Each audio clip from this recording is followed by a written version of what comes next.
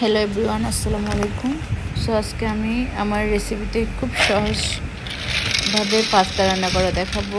So এখানে দেখতে পাচ্ছেন অনেকগুলো পাস্তা নিয়ে নিচ্ছি আমি। এখানে আমি 2 ধরনের পাস্তা মিক্স করে রান্না করবো আজকে। সো দেখতে পাচ্ছেন 2 ধরনের পাস্তা আমি এখন 2টাকে মিক্স করব।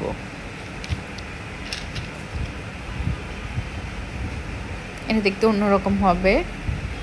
আমি খুবই নর্মালভাবে পাস্তা রান্না করি, বাট খেতে বেশ ইয়ামি হয়। পাস্তাতে চিজটা দিলে অনেক ভালো লাগে, বাট আমি চিজটা অ্যাভয়েড করি।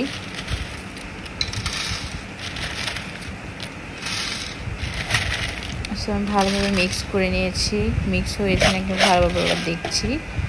সো এখানে আমি এখন গরম পানিতে এটা সিদ্ধ দিয়ে দিব।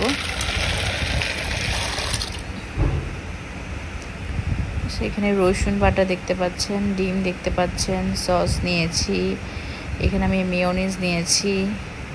সো এই অল্প উপকরণ দিয়ে আমি পাস্তাটা বেশ ভালো করে রান্না করে ফেলবো। সো এটা ভালোভাবে সিদ্ধ হইতে হবে। সো আমি এখানে এবার তেল দিয়ে নিয়েছি কড়াইতে।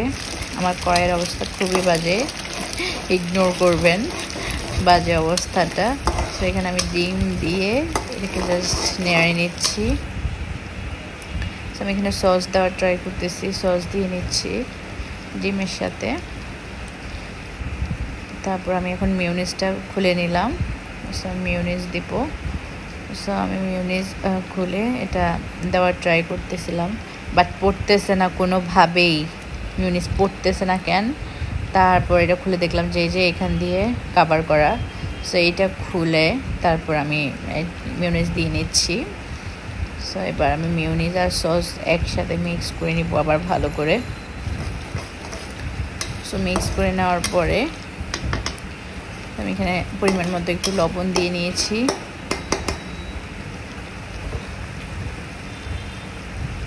আর একটু মিক্স মশলা নিয়ে নিয়েছি। সো এবার ভালো করে একটু কাঁচামরিচ দিয়ে নিলাম আমি। তারপর পাস্তাটা দিয়ে দিয়েছি, দেখতেই পাচ্ছেন। মিক্স করে নিব,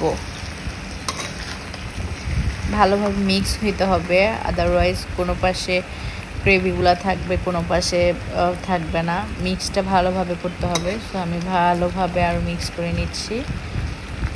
মিক্স করে নেওয়ার পরে আমি জাস্ট এই যে প্লেটে নিয়ে নিলাম। সো এখন সবাইকে খাইতে দিব। দেখতে বেশি ইয়ামি হয়েছে, আর কিছু অংশ থেকে গেছে, এগুলি আমি পরের দিন বেবির টিফিনে দিয়ে দিব।